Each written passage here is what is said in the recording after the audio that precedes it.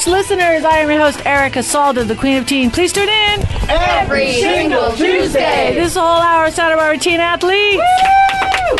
And all those people and businesses that support those teen athletes. What day is today, Dr. D? I'm out of it. Very, very scary, kids. Ooh, all day. Tomorrow is Halloween, but today is a very scary day. Very scary day. Oh, my goodness. I'm frightened. You should be. I'm really because we're almost through October. Did you go last weekend to the Creekside with the Foresters thing? Did you end up shooting over there? No, I didn't get a chance to. No. Yeah, we didn't get to go either. Yeah, I mean, he's gonna be so mad at me because I keep on trying to participate in these things. And hey, look, we've been like the next day. I realized the Foresters I didn't go on this station for 5 years. Exactly. Do I have a championship ring on any of my fingers? Do I? There we go. I would think that L.A. Dodgers broadcasters like Vin Scully probably have a few rings over his career. Anyway. He's got 7 rings now, right? Of course, granted, he's doing play-by-play. I'm just playing the commercials. But he's got 7 rings, right? Well, I thought it was a great event for them. Great celebration. Yeah, exactly. It was packed. 7. Exactly. It was packed. I was wondering why it was so busy over there. And then the next day it was like, oh my God, that was their event, right? Didn't I say? It was God, it was packed. Across the street it was packed. It went miles down. And they had a really big event. Yeah. Then I didn't, and like, because we've been promoting, and then I don't know, I have not been tuned in. Well, we've been busy. Dominique, you want to say why we've been so busy? You decided to paint your living room. Yeah, no, more than that, Dominique. Right. I mean, did you paint it like you've been painting the canvases? No. Well, that would have been kind of neat. We've been restoring. We've been doing a lot of. I've been helping Dominique since she decided to move 2 houses into the house. So I've been decided to do a big remodel on top of that. I'm like, what the heck? You're putting on a second floor, are you? Exactly. No, I figured, if we're going to be moving all this furniture and like 2 other houses into the house, might as well do a big remodel on top of that all. Okay. Great. You want to say, Dominique? Dominique is taking over a nonprofit. You want to say? Let's with Dominique. Dominique Hackett.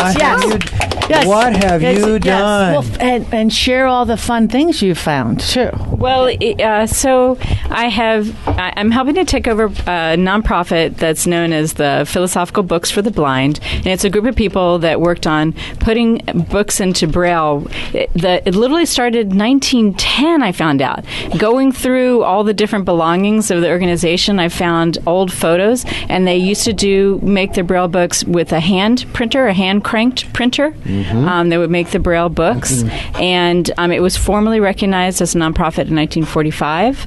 But the endeavor of sighted people to put written material into Braille has been an ongoing effort, and we applaud everyone that helps anyone with disabilities. We really appreciate. Yeah, absolutely. And then some of the people that this was fascinating to me that actually have been blessed by the services of the nonprofit. One was Helen Keller. I thought that was kind of cool. Yeah, I found a letter where Helen Keller was thanking the organization for sending her books, and that she really appreciated reading the books that people had put into Braille for her. Wow. That was really cool. I told you about my story back in Phoenix and the Library of Congress being petitioned to stop publishing certain periodicals in Braille. And I convinced my boss at the time that they should continue. Yeah, it's quite a difficult thing. I mean, the amount of material put into Braille is very small. Yeah. And you have to be careful the way you cannot lay a Braille book flat on a counter. Right. So it's embossed. Crush. Correct. You have to stand them up like in a bookshelf. Yes. So that it preserves the Braille. Exactly. And even when you're mailing Braille material through the mail, you put in cardboard so that it doesn't get crushed, and you put fragile on the outside. So, when things come your way and you're like, okay, because, this is just literally has taken over the whole house. And this isn't something that Dominique said, oh, Erica, let me take over your whole house. This is really something that I'm like, okay, come on, this cannot be gone. All this stuff, thousands, I can't even say 5, 6, I don't know how many thousands of books, because nobody really wanted them. Santa Barbara didn't want them. Nobody wanted the book. So, option B would be landfill. I'm like, you can't do that, right? So I'm like, stop. Because the house had to be sold, blah, blah, blah, in order of things that had to be, manifested through whatever, not to get it all into it. So I'm like, okay, stop. Just bring it over here. Because we literally had to buy tents, throw it all into tents. It was just crazy making. So at the end of the day, I'm like, until we know exactly what was in these books, what to save, what to keep, spirit basically moves somebody to make rash decisions, and I'm like, spiritually, this just can't get done. Let's drop it off at the house. Yeah. The fun thing was, you don't know why things have to be. So anyway, taking these books and opening them up, because I've never held a Braille book. I don't know if anybody had in this room has ever. Yeah, no. Oh, yeah. No? Okay. Yeah. Okay, so I take this Braille book, okay? People know that something's really not right with me sometimes. Okay. I'm not medicated or anything. I can't drink, smoke, nothing. Can't do it. I'll vomit, okay? Can't even take a pain pill. So I have this Braille book. It's huge. You put it on my lap, and Dominique gives me a card, so you can dot, hash. Translation card. Whatever. See, she has to translate for me. It's like she's a parrot, okay? So I put this, I try to, give me the card. I'm not kidding you. It's like, The Matrix. I put my fingers on this thing. It's the most fun. It's so calming. Is it actually? I swear. Wow. I know. So, I'm up to, I don't know. What am I up to? R. Okay, so I'm trying to read this thing.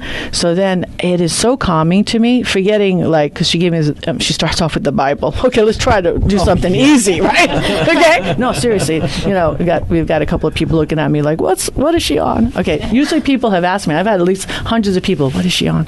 So, trying to figure out and trying to read, I'm not even starting with the alphabet. I'm jumping right into the Bible. Okay. So reading a couple of the words and everything.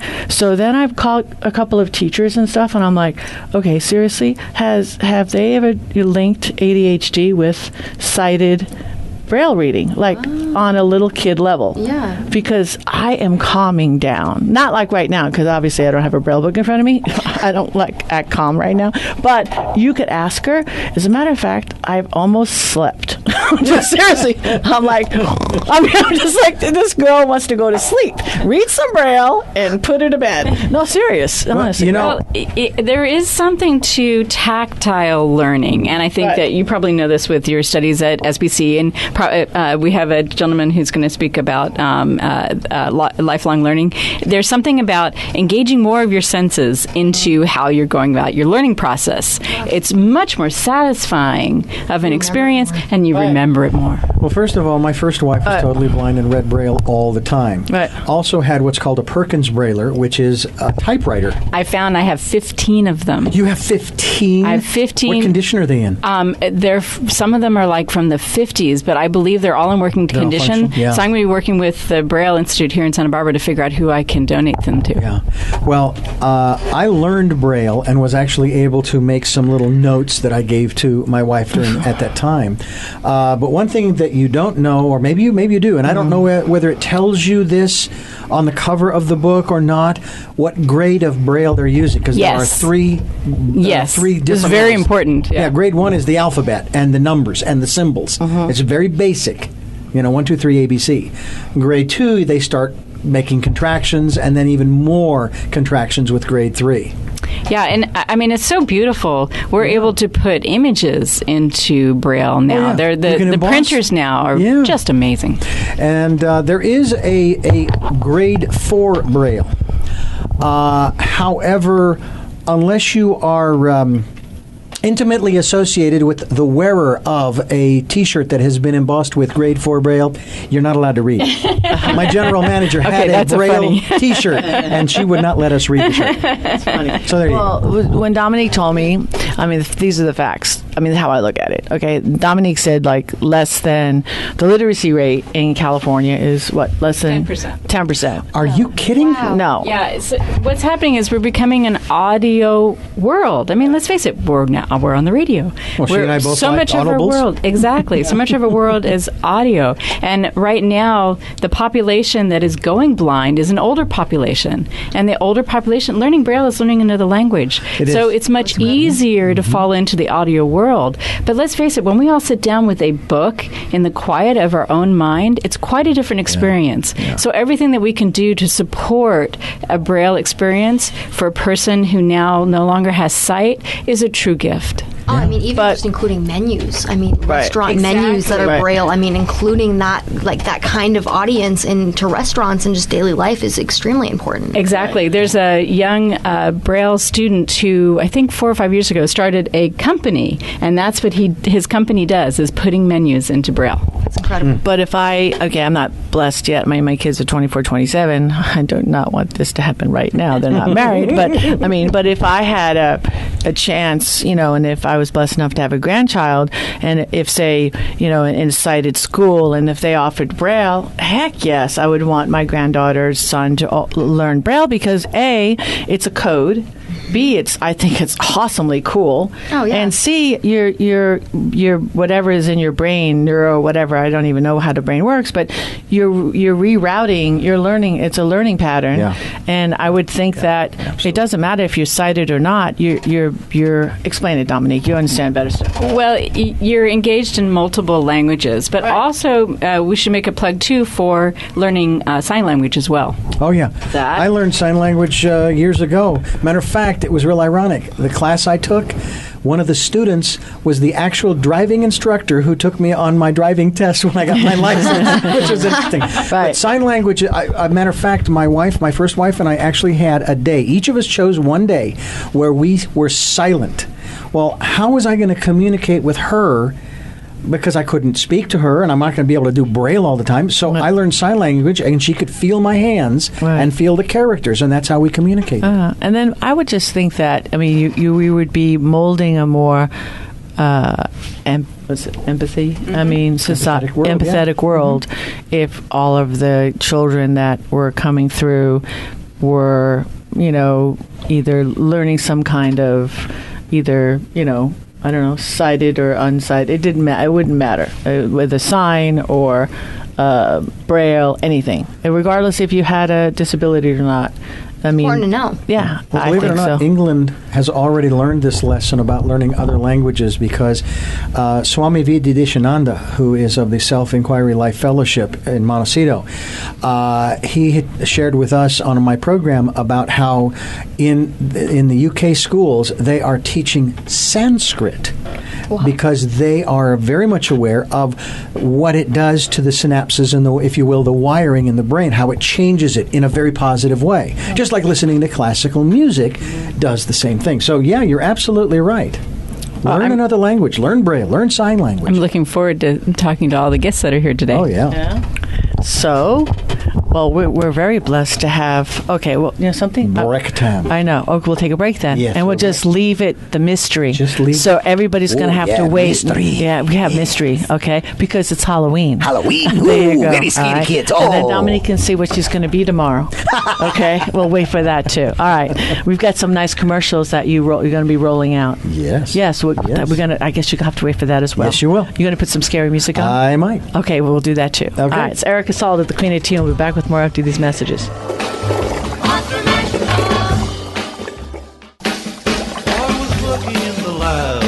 We are back, and this is the Santa Barbara Teen Sports Radio Show. I am your host, Erica Salda, the Queen of Teen. Please tune in every single Tuesday.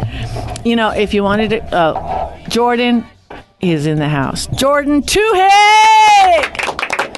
And then we have Ken Harris with Santa Barbara City College School of Extended Learning. Okay, so know what we're going to do, Jordon, because you've been a repeat guy. Okay, we're going to share real quick. Hey, Jordon. Hey, how's it going, Erica? Good. All right, so you've been back here before, but I know that Ken Harris has got to get back to school. Okay. Yeah. And you know what you're going to do? Like, I was going to bring you a picture. Oh yeah. Because the big wow that you gave me in the last one is actually in my kitchen, but I'm not attached because I'm like, oh my God, Eric, you've gotten so good. That's because the House of Braille landed in my house, and then I went and that was the last one. He goes, so I can let that go because I think you really like that one. I do. Okay. I like a lot of the ones that you put up on Facebook. You have to. But you just. I was going to bring that, but you need to just come to the house. I will. Okay. I will. I'll come take that one off your hands if you don't mind. He really liked that one. All right. Well, we'll let you do that. Okay. But before you come back to the house and take that one, and I'll let you do that. Let's shuffle on over to Ken Harris. Hey, Ken. Hey, how you doing? Woo! Oh, it's all right. You have to pay for that. No, I'm kidding. So we have in the house Eden, and I'm going to let Eden ask you some questions as well. But I'll let you introduce yourself. We already introduced you, but you could say, hi, my name is Ken. No, Ken. Hi. Well, I'm Associate Director of the School of Extended Learning at Santa Barbara City College, and I'm here today to talk about our Mind Supermind lecture series. We have a very special, unique program coming up. It's called iGen, the Smartphone Generation and Their Future. It's a fascinating topic, and it's one of the many things that we bring to the community with the Mind Supermind series. So this is a specialty of our speaker, Dr. Jean Twang, who's going to talk about how smartphones, which have been the leading way of communicating and getting information for the generation since 1995, how that generation is finding they are facing troubles in their life with conditions such as depression. So this is the first generation to spend most of its adolescence with smartphones, and they use it for communication and consuming information. But we're finding, and Jean is going to talk about it, they're spending less times with their friends in person and more likely to experience unhappiness, anxiety, and depression. And as this group grows into adulthood, the society really needs to understand them, and their family and friends need to look out for them. Universities need to learn how to educate and guide them, and the generation itself has to learn how they communicate and how they can turn it around and successfully communicate with their elders and be more effective in society as a whole. This is so fascinating because on Facebook, there's a lot of feed going through talking about this question. Actually, this is perfect because, before you even got here today, Ken, this is wonderful how the universe just works. We were going to have this topic today because, it's just because it's the millennial question. And that's why I was so excited that Eden is part of this, because this is your generation. Oh, it's speaking right to me. I am your heart, right? Everything about it, just innovative technology and the rapid influx of how fast it's moving is it's incredible. And it's taking into account attention deficit information. Literally, the amount of mental disorders that have been increasing in youth. Depression, anxiety, suicidal attempts. Attention deficit disorder. It's all increasing at a drastic level right now because There's of also something I read on Facebook today, and this covers the whole population, okay?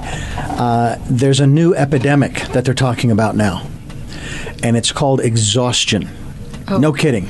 There's an epidemic in this country right now where people are just exhausted from a lot of different things, whether it's natural disasters, whether it's, you can name whatever you want. Mm. People are just worn out.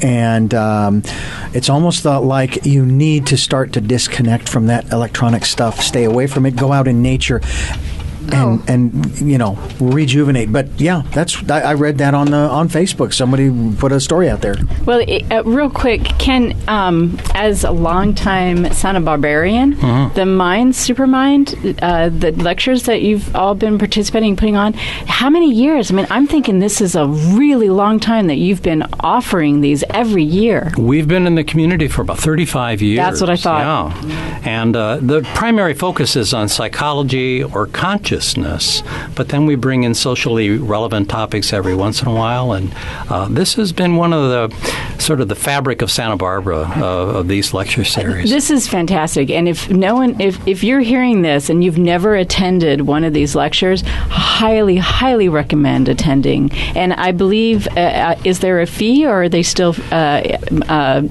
going to say free. There is a fee for this. Okay, there is a fee. It's not say supported, but if they go to our website www.sbcc for Santa Barbara City College.edu/extended learning. That's too much to remember, but if you go to SBCC or Santa Barbara City College, you'll find it. It's extended learning. Go there, and then you can find a way to register.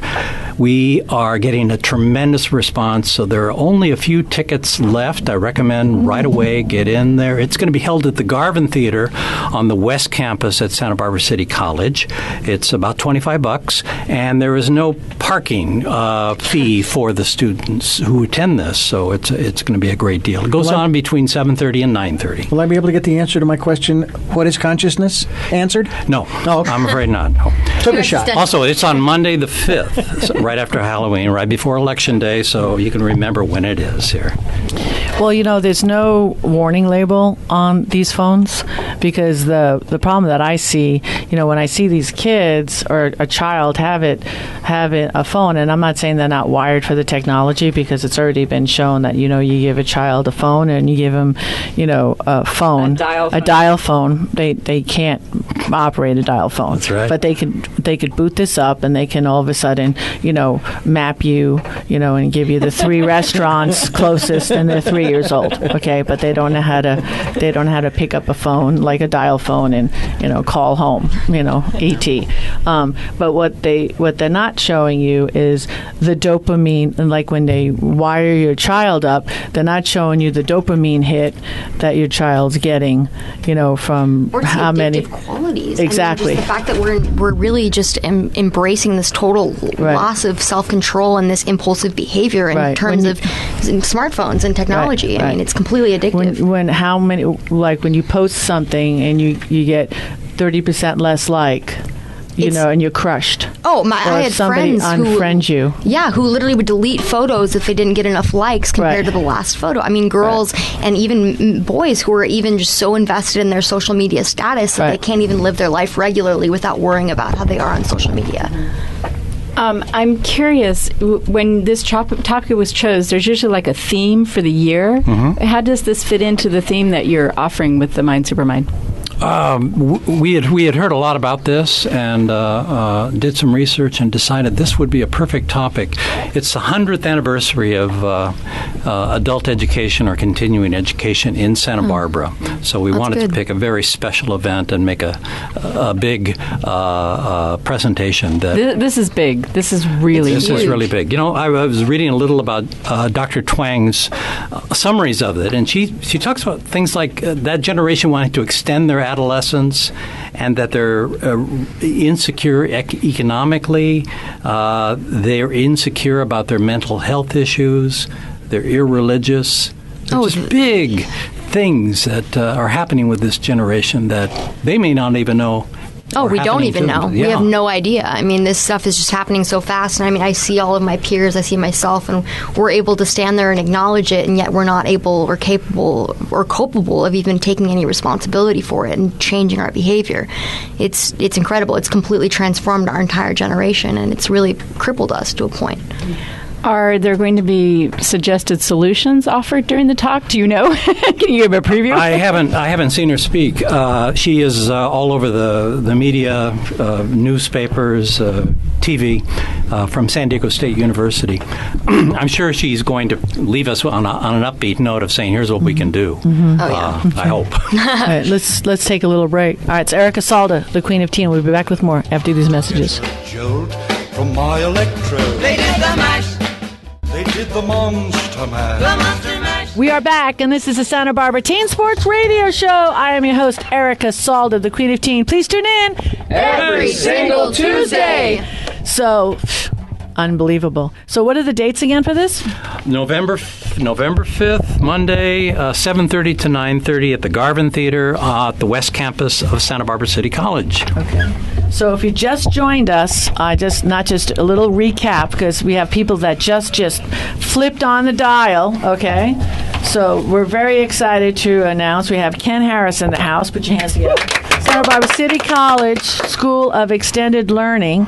And Ken, why don't you just re-announce what's going on here? We can't miss this. It's the latest installment we have of the Mind Supermind lecture series, and we've got a special guest speaker coming up from San Diego, Dr. Jean Twang, who is going to be speaking on the iGen, which is the smartphone generation and their future. Beautiful. So, what are some of the other?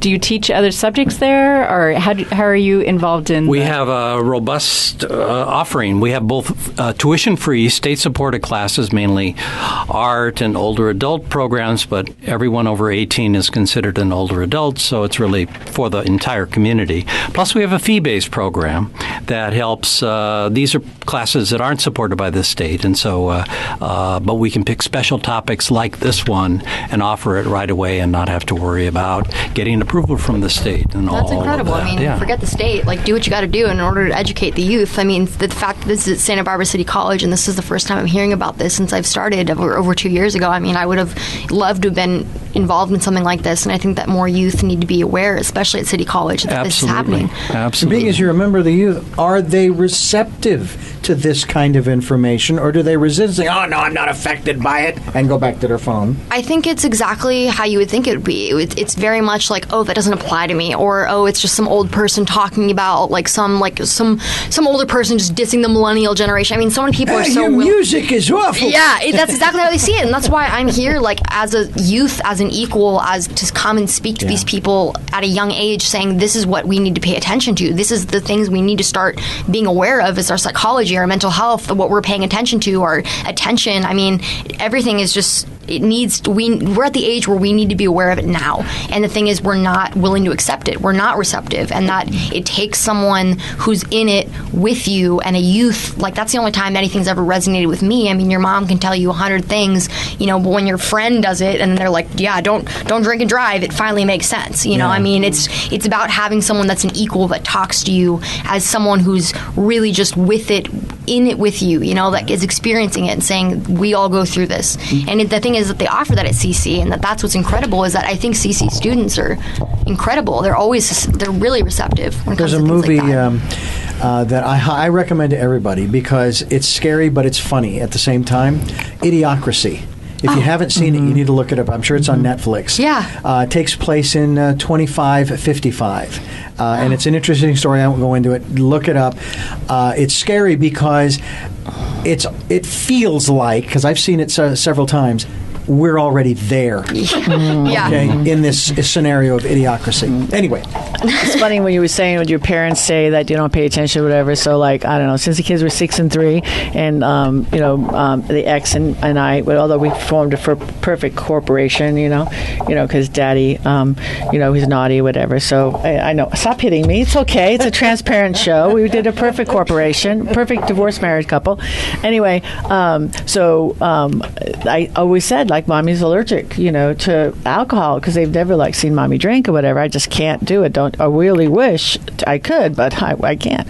So I've always said, and my kids said, oh, that's what mommies say, so they kids don't drink. So anyway, they've recently gotten tested, right? And they go, oh, Joe is allergic to sour, whatever. I guess there's a test you can take. Yeah. And then my youngest is allergic to salties, whatever.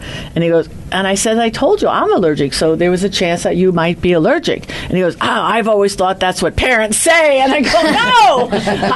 Why would I lie? But I've never been tested, but it's true. I was not lying, Yeah. I've gotten so sick so many times. After a while, you're like, God, I'm not, if you've gotten sick as many times as me, it's after a while you say, I'm over it, Go. Mm-hmm. Well, this is interesting because talking with my kids, they seem to not appreciate history the way that I do. And I'm curious with the smartphone lecture if she's going to bring this up, because you're talking about your experience with alcohol. Right. You're discussing the family history. Right. And so frequently what the issue that I've had is I've literally had people of, your generation, tell me, I'll express something about history, and they'll say, oh, well, that's not my reality. That doesn't matter for me. Mm-hmm. And I was taught, if you don't know your history, you're doomed to repeat it. Not only that, if the people around you don't know history, you're doomed to repeat it with them. That's exactly what's happening. One of my generation, every generation has some sort of technology that they grew up with that everyone says that's going to be the death of that generation. Mm-hmm. Mine was television, and they thought your brain's going to be warped if you watch all that television. Mm-hmm. The difference with this generation is that this device is with them 24/7, and it never leaves them. It becomes sort of an alter ego. And that's pretty insidious. And for them to understand it and for us to understand it so that we can have communication that works, very important. Good.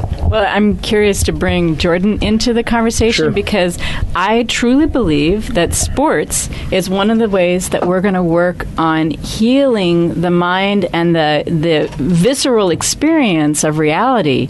Because my experience of sports is you start out and you're not that good, and it takes time, and you go through adversity, and you watch this whole process, and you get vested in the journey. Sure, no question. But and I listened to that, and first of all, I'm so impressed with your passion, impressed with the topic. First, Jordon, CSUN, put your hands together. Thank you. Appreciate it. So what we did was about 3-4 weeks ago, we thank you so much with the love. He gave us 30 kids, second year in a row. We got some Teen Sports Radio scholarships, and took the boys down there, and again, outstanding.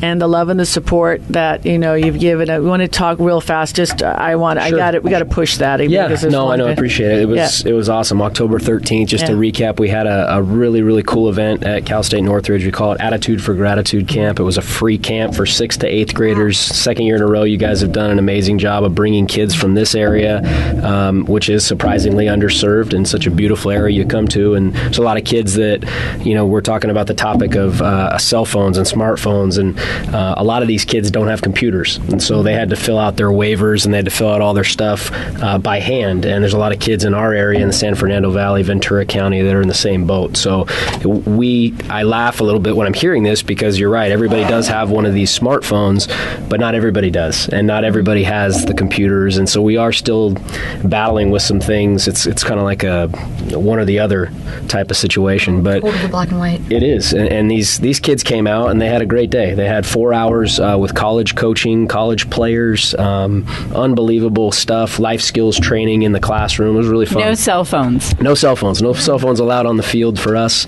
as baseball players at the college level, and we put Division the same thing. Yeah, Division I. Did you feel like it was difficult to get the students and the kids to separate from their phone? I know you said that they didn't have a lot of them, but was it kind of an issue for you to get that away from them? For our college kids, it's always an issue, and that's a fun one. We always have fun with it as a coaching staff, trying to keep the phones, and we have little lockers that they go into, and they're not allowed to bring them out until after practice, just so that they can actually separate and have some awareness of what's going on with practice and whatnot. With the kids, I don't think so. Not in this particular camp, because there's so much going on, and we occupy their time really for 4 hours. They're in the classroom for half of the time learning life skills training and things like that, and then out on the baseball field doing some that's wonderful, though, that you offer hands-on activities, and I think that that's the key to getting kids involved again, is really just creating these kinesthetic learning opportunities for them and giving the opportunity to work on things and figure it out on their own. I mean, there's so much learning that's just telling children this is how it has to be, and when you have technology at the touch of your fingertips, I mean, why are you going to listen to some ancient adult, when you have like Google at the touch of your fingertips, I mean, it's hard to separate that, but it's incredible that you offered that opportunity for so many students. It gives them a chance to see, you do this, and you can go to college, because some of these kids don't think they can get there. Oh, it's completely out of reach. Yeah, exactly. I mean, it's even almost systematically against them. And then the parents are in the classroom as well, and the parents are all like this. You know what I mean? So they get to go to class too. Yeah, so it was a brilliant idea, and for them to extend it and offer it as far all the way up here. I mean, and we have a relationship with Darren. I mean, I do through bringing my kids down there many, many, many years ago, and he remembered me, and I was like in tears that he offered, and it would just go through the relationship. My kids are a lot older right now, and when he introduced me to Jordon, and we instantly, it's like we're family. So no doubt. Love you so much. Oh, I love you guys and too. Thank you for the time. You guys had a chance to come out. We had 2 years in a row. Awesome. We are not going down there. So I'm a kid, and then to see. Sometimes you have to lose your innocence. No, and then to see Blake Doremus. Yes. I've known him since he was like 10. Yeah, one of our players. And he's a junior now, and I'm like, in college? Yes. Oh, wow. I got to see Blake. I couldn't believe it. It was really cool. Blakey, I love you. Okay, we'll send him this clip. We're going to go take a little break. No, please All right, do. It's Erica Salda. Take a little break. Fill up your coffee. We'll be back with more after these messages. Dracula and his son. Play the mash. they played the Monster Mash. We are back, and this is the Santa Barbara Teen Sports Radio Show. I am your host, Erica Salda, the Queen of Teen. Please tune in every single Tuesday. Okay, we are back. Jordon. Sorry, we zinged. We zinged.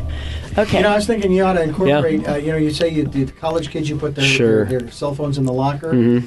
And you're trying to experiment. Take those cell phones, put them in a waterproof bag. Yeah. You take all the kids in that bag out to the beach and say, how many of you are committed? How much fun did you have out there? Okay? Yeah. We're going to toss this out into the ocean. You're probably not wrong. You got to take a video of the parents, though. I'm kidding. I'm not kidding you. The parents are so... I remember, the parents are like so... You can feel the energy. Yeah. I mean, with all the parents, you're like, shh. You're having a conversation with the mom, or shh, he's up. I mean, everything. Shut it down. The helicopter moms all over here. They're separated from the dad. The dads are something. What is he putting? Calmer. Is he putting or something? The moms are the worst. Yeah. I'm telling you. Oh, straight. really? The moms are the worst. When you see a mom, they're the worst. Do you know this from firsthand experience? Yes. I'll tell you this, in baseball, specifically for me, the smartphone, for our guys and for our players, for coaches, the whole thing, it's made our job easier. There's no question about that. It's we can teach different things. We can communicate different things. I think if used right, it's a really powerful tool. I mean, we take video. So nice when a kid can see. Yeah, you get a chance to see a lot of different stuff, and I think there's a hard time to separate between the two, and that's what we try to do, is separate a little bit. I think there's a value. I always say this, that I think the college locker room is one of the healthiest places you can possibly be in, because you get a chance to really interact, mix it up, speak your mind, say different things. You have people from different backgrounds, different demographics, different upbringings,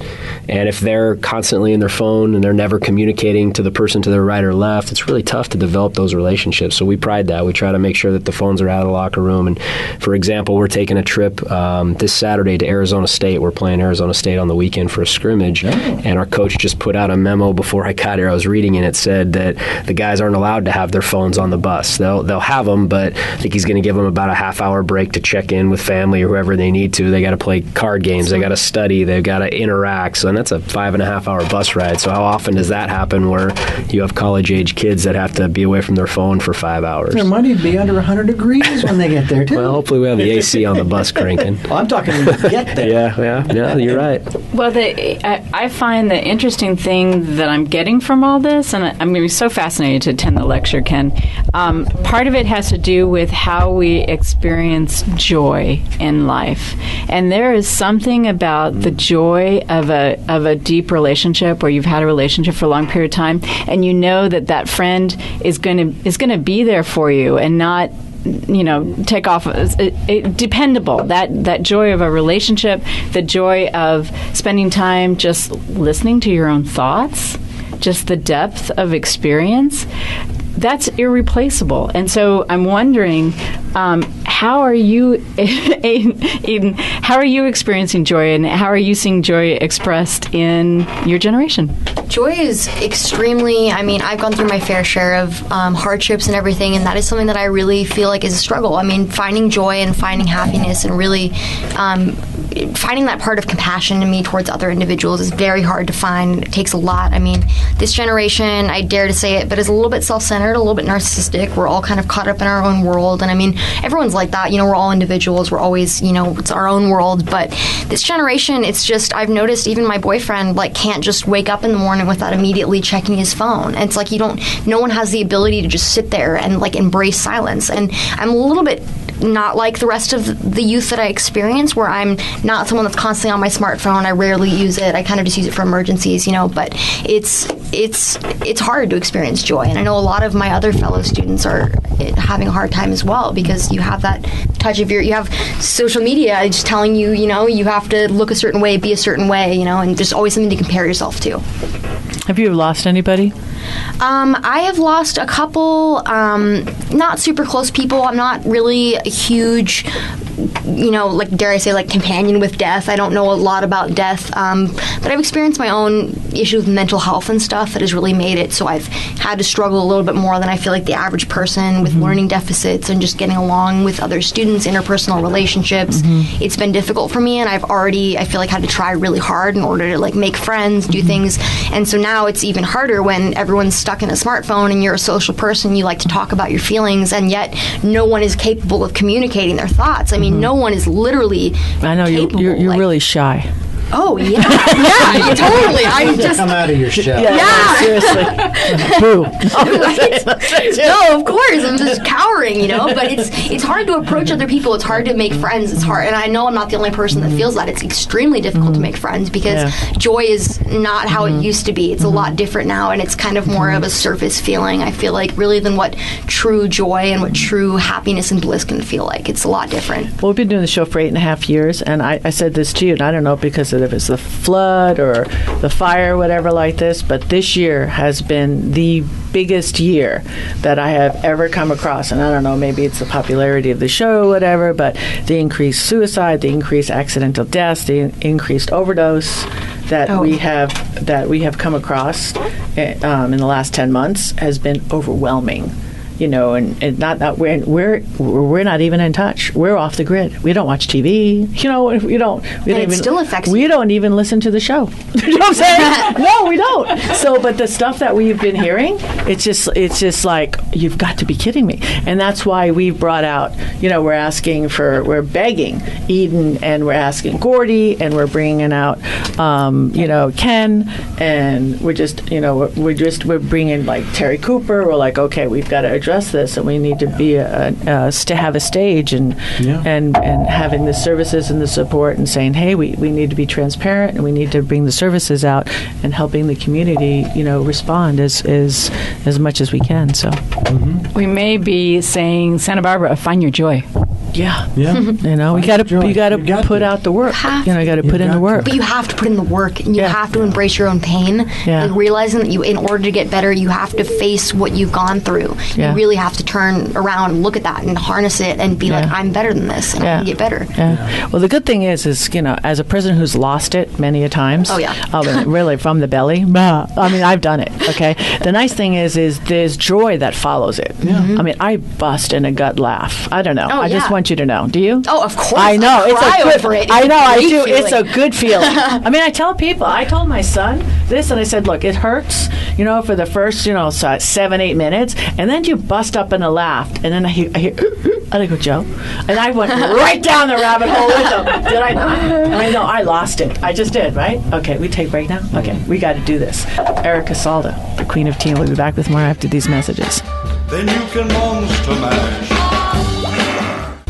Now the Monster Mash. The Monster Mash. We are back, and this is the Santa Barbara Teen Sports Radio Show. I am your host, Erica Salda, the Queen of Teen. Please tune in every single Tuesday. You know what I love about shows that just fly on by? It's such a good show. Put your hands together. Oh. Yay! Ken, you're only supposed to be here for like a couple. I know. Look at Ken, the time you want to here. stay? Oh, why not? This sounds fun. I love you, Ken. All right, Ken, let's just repeat real quick. Okay, Ken, Santa Barbara City College School of Extended Learning. One more time, where we have to be. You want to be at the Garvin Theater at 7:30 on Monday, November 5th. After buying an admission to the Mind Supermind presentation of iGen, the smartphone generation and the future. We expect a packed house. This is going to be an amazing event. Do you record them and have them up on YouTube? Because I know I have seen some lectures. This one, she did not want to be recorded. Okay.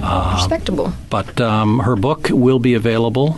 And excellent. Has she written a book about she's written articles galore, plus she has 7 published books. Wow. And she is quite the authority. Whenever this topic Incredible comes up, source. they always call her and say, tell us what you think. Oh, that's She's so amazing. awesome. Well, I know one of the things that I'm having a habit when I'm with people, the person I'm with is the most important person that I'm with. If my phone rings, that doesn't mean that I answer it. I'm with the person that I'm with, and the phone is secondary. Respect. And if I'm like waiting for a call or something, I will address the person that I'm with and say, by the way, I might have to interrupt our conversation because I'm waiting for something, but the person that I'm with is the one who gets my courtesy and my attention. Are you the same way in Subway when you make a sandwich? I see that all the time, and I laugh because how many people actually put their phones away when they're making a sandwich or when they're ordering something? It's like, I'll take this, and your hands are down. Or at the counter, and you're paying for your groceries. I just think it's disrespectful, and those people are working. I mean, working at Starbucks, I work at Starbucks in Isla Vista, so it was like the whole pier area. I was like, I got tipped 20 cents every month. Just to go to show. It was great. It was good, an opportunity to meet with students, but I mean, it was extremely personable when, people would just look at their phone and not even treat you like a human being. We're so glued to our own phones, we can't even order a sandwich at Subway without even making eye contact with the person that's making our food. It's like... that's why we have students, and, they're in the house, and it's just like, I'm basically... I'm not really, I just donate the house, just, I do it because I love kids. And when they're at the table at the bar and I'm cooking breakfast, they pretty much know that phone is not at the bar when you're eating food, because I want you to enjoy the experience, of the food. Exactly. Because you don't really have that time and the food and, the flavors and everything like that. I really try hard. I do. Like, I don't slop the food. It's not coming out of a bag. I'm making it, so if you throw if you've got your, I look at that as kind of like, hello, and I don't really care who else does it, but I don't like that. No. Yeah. Well, that's my thing. Mm-hmm. So I know we don't have a lot of time. No, we don't. That's it? That's it. Oh, dear happiness. Dear happiness, I said. I know. I wasn't going to get in trouble for that. It's not popular. Hey, can you come back? Yeah, absolutely. Ken, come back? Oh, yeah. Yeah? Jordon, come back? And you're going to come to my house right now? Yes, let's get the Santa Barbara, we love you. Be kind. God bless. See you next week. Monster Mash. Monster Mash.